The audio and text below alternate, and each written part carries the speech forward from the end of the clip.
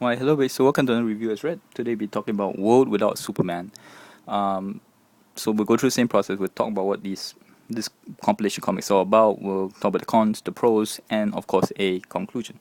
So let's get right into it. Now, World Without Superman is of course a direct sequel to the compilation comic of Death of Superman. This is also the compilation graphic novel of these comics here, which make up the storyline of after Superman died. This is the burial and such. So this is book is about how the basically the world and some of the individual characters are mourning Superman, and how the whole world is basically dealing without a world without Superman, basically. So that's basically what the story is about. And firstly, let's talk about the cons. The cons, really, the biggest cons of this is a overall boring and less than mediocre storyline. And let me explain why. The first thing about it is the amount of text in there is quite large. And here's the thing, I just like to state that lots of text is not bad. I read quite a bit, but the problem is with this is that a lot of the text that you see, and it's a lot of the monologues and all that. The issue with it is they are all saying the exact same thing over and over again. It's like they jump from one character being sad about Superman. Okay, I get that. They mourn and talk about it. Then jump to another character. You talk about the death of Superman. He's sad. I get it. And the issue actually comes from the fact that not that they're all sad or anything like that, but the problem is they're all saying the exact same thing. The way they're mourning is the same idea basically. Oh, he's so noble. He's so noble. He's so sad. So most of the characters are basically mourning the exact same way. So if I really feel that if they just put everything together, it'd be much better than having so many characters do the exact same thing. The other point about the story is that there's no goal. Like in Death Superman, it has to end. The fight with Doomsday has to end. There's a goal in there. There's a tension. This one, it doesn't. Like I said, this book basically is people mourning. So you jump from one person to another mourning, but there's no goal. So the story just meanders around, and then it finally, when the story does get somewhere, to this weird plot about stealing Superman's body by Cadmus. All right.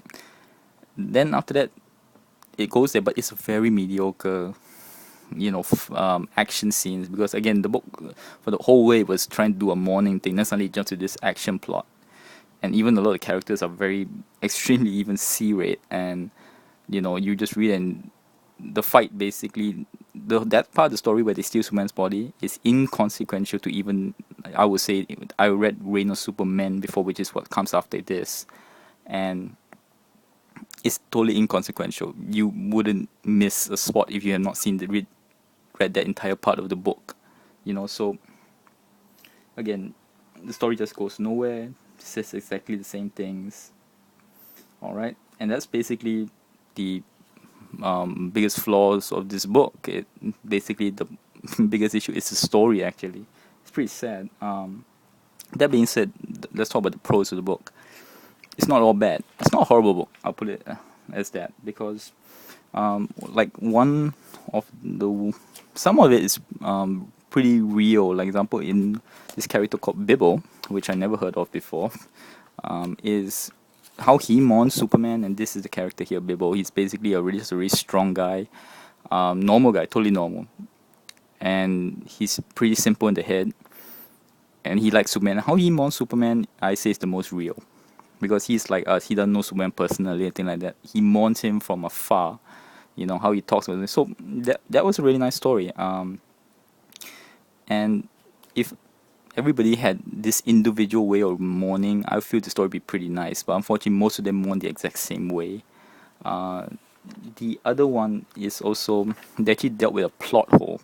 Like, why don't so many people, like, all these great characters can travel time and space, go back and save Superman? They actually address that strangely in this character here, where he goes back to save Superman. I'm not going to spoil it, but he gives a pretty good reason why he didn't. So, again, there are a lot of these little parts they're pretty good in the book. Even a few pages of how Lobo, the character that basically almost can stand one-on-one with Superman in a real fight.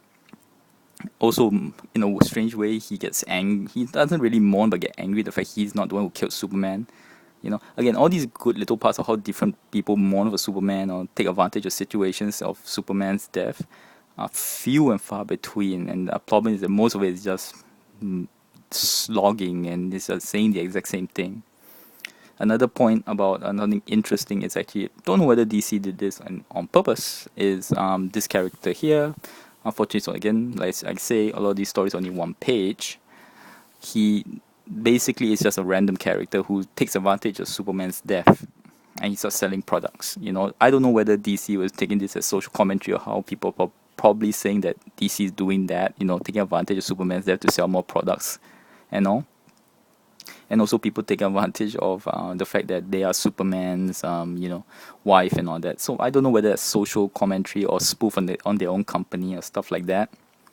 But then again, that was a nice touch in the book. So that's why it's not bad. There are actually little snippets of really good storytelling here on good moments.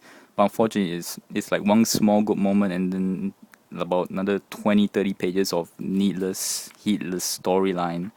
And then it goes on, and then it just gets to this Cadmus stealing the body thing, which is inconsequential, and then it ends. So, even the Jonathan Kent, when he has a heart attack part, that whole thing, it just didn't feel as good even as the few pages that Bibbo got. I understand what you're going for, but it just didn't work by then because you just felt like by the time you get to that part of the storyline, you felt like it's such a slog. And even then, like I said, Jonathan Kent and all, they basically are mourning the exact same way as Lois Lane, and you already read that how many times by the time you reach that part of the story. So, in conclusion, if you're a Superman fan, even I would say you can give this a miss. Unless you are just a hardcore collector who needs to have that part, the Death of Superman, World Without Superman, and the Reign of Superman together, give this a miss. Nothing in this was gonna affect the story. I read Reign of Superman and Death of Superman before I got this, and there was no difference in the story. Overall, give it a miss. Not a horrible book, but again, I feel that your time is better spent reading something else. Thank you very much. Till next word.